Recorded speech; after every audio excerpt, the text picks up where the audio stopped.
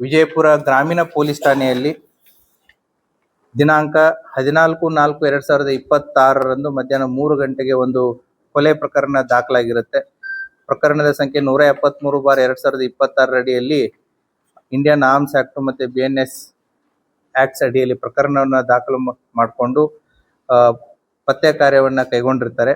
ಅವತ್ತಿನ ದಿನ ರಾಜು ಬಾಪು ಕರೆ ಅನ್ನುವಂಥ 42 ವರ್ಷದ ವ್ಯಕ್ತಿಯನ್ನ ಆತನ ಊರಾದಂತಹ ಗೋಲ್ಡನ್ ದೊಡ್ಡಿ ಇಂತ್ರ ಅವನು ವಿಜಯಪುರ ಸಿಟಿಗೆ ತನ್ನ ತಾರ್ ಜೀಪ್ ನಲ್ಲಿ ಬರ್ತಾ ಇರಬೇಕಾದ್ರೆ ಅಲಿಯಾಬಾದ್ ಇಂಡಸ್ಟ್ರಿಯಲ್ ಏರಿಯಾದ ಹತ್ರ ಒಂದು ಟಿಪ್ಪರ್ ನಲ್ಲಿ ಬಂದ್ಬಿಟ್ಟು ಮೊದಲು ತಾರ್ ಜೀಪ್ಗೆ ಡಿಕ್ಕಿ ಹಾಯಿಸಿ ಆತ ಯಾವಾಗ ಸತ್ತಿಲ್ಲ ಅಂತ ಗೊತ್ತಾಗುತ್ತೆ ತಳಗೆ ಇಳಿದ್ಬಿಟ್ಟು ಮತ್ತೆ ಕಲ್ಲಿನಿಂದ ಮಾರಣಾಂತಿಕವಾದಂತಹ ಹಲ್ಲೆಗಳನ್ನ ಮಾಡಿ ತಮ್ಮಲ್ಲಿದ್ದಂತ ಕಂಟ್ರಿ ಪಿಸ್ತೂಲ್ಗಳನ್ನ ಬಳಸಿ ಗುಂಡು ಹಾರಿಸಿ ಆ ವ್ಯಕ್ತಿಯನ್ನ ಕೊಲೆ ಮಾಡಿ ಅಲ್ಲಿಂದ ಪರಾರಿಗೈದಿರ್ತಾರೆ.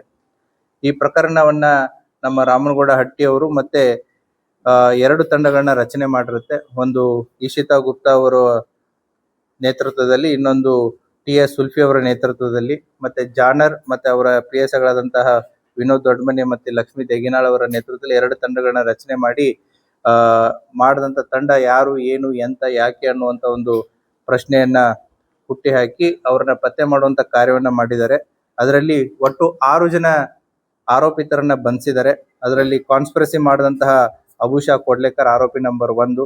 ಅದೇ ರೀತಿ ಟ್ರಕ್ ಡ್ರೈವರ್ ಆದಂತಹ ಅಭಾಷ್ಯ ಬಾಳು ಮಾನೆ, ವಾಗೀಶ್ ಪೋಲ್, ಜಾಲಿಂದರ್ ಮಲ್ಲಾರಿ, ಕಂಡುಬಾ ತಾಂಬೆ, ಮುರುಗು ಹಾಕೆ ಇವರು ಎಲ್ಲರನ್ನೂ ಕೂಡ ಅಲ್ಲೇ ಪಾಂಗ್ರೂನ್ ದೊಡ್ಡಿ ಮತ್ತೆ ಮಾನೇನ್ ದಡ್ಡಿ ಎಲ್ಲ ಅಲಿಯಾಬಾದ್ ಸುತ್ತಮುತ್ತಿದ್ದವರೆ. ಇವರೆಲ್ಲ ಸಂಬಂಧಿಕರನ್ನೇ.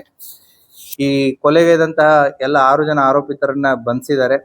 ಅವರ ಕಡೆಯಿಂದ ಬಂಧನ ಆಸ್ತಿ ವಿವಾದ ಹಿನ್ನೆಲೆಯಲ್ಲಿ ಆತನನ್ನ ಕಾನ್ಸ್ಪಿರಸಿ ಮಾಡಿ ಟ್ರಕ್ ಅನ್ನ ಜಸ್ಟ್ 2 ಡೇಸ್ ಮುಂಚೆ ಅದನ್ನ ಪರ್ಚೇಸ್ ಮಾಡಿ ಆತನ ಹೋಗು ಬರೋಗಳನ್ನ ವಾಚ್ ಮಾಡಿ ಆತನನ್ನ ಬರುವಂತ ವಿಚಾರವನ್ನ ತಿಳಿದುಕೊಂಡು ಅವತ್ತು ಟ್ರಕ್ ನಲ್ಲಿ ಬಂದು ಆತನಿಗೆ ಆಕ್ಸಿಡೆಂಟ್ ಮಾಡಿ ಮತ್ತೆ 2 ಟೂ ವೀಲರ್ ಗಳನ್ನ ಬಳಕೆ ಮಾಡ್ಕೋತಾರೆ. ಅವನನ್ನ ಒಂದು ಫಾಲೋ ಮಾಡೋದಕ್ಕೆ ಮತ್ತೆ ಇನ್ನೊಂದು ಟ್ರಕ್ ಜೊತೆ ಇದ್ದಂತ ಆ 2 ವೆಹಿಕಲ್ಸ್ ಗಳಲ್ಲಿ ಒಟ್ಟು 4 ಜನ ಆರೋಪಿತರು ಬಂದು ಆತನನ್ನ ಕೊಲೆಗೈದು ಹೋಗಿರ್ತಾರೆ. ಕೊಲೆ ಮಾಡಿಬಿಟ್ಟು ಇವರು ತಿಕೋಟ, ಟಕ್ಕಳಿಕೆ ಮತ್ತೆ ಸೋಲಾಪುರದಲ್ಲಿ ವೆಹಿಕಲ್ಸ್ ಗಳನ್ನ ಇಟ್ಟು ತಪ್ಪಿಸ್ಕೊಂಡು ಹೋಗಿರ್ತಾರೆ.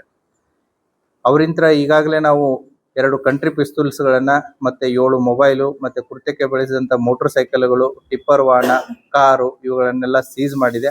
ಆರೋಪಿಗಳನ್ನ ದಿನಾಂಕ 20/4/2026 ಅವ್ರನ್ನ ನ್ಯಾಯಾಂಗ ಬಂಧನಕ್ಕೆ ಒಳಪಡಿಸಿ ಪೊಲೀಸ್ ಕಸ್ಟಡಿಯನ್ನ ತಗೊಂಡು ವಿಚಾರಣೆಗೆ ಒಳಪಡಿಸಿದ್ದಾರೆ. ಸೊ ವಿಚಾರಣೆಯನ್ನ ಒಳಪಡಿಸಿ ಅವರಿಂತ್ರ ಬರಬೇಕಾದಂತಹ ಎಲ್ಲ ಮೆಟೀರಿಯಲ್ ಎವಿಡೆನ್ಸಸ್ ಏನಿತ್ತು ಅದನ್ನು ಕೂಡ ಕಲೆಕ್ಟ್ ಮಾಡಿದ್ದಾರೆ.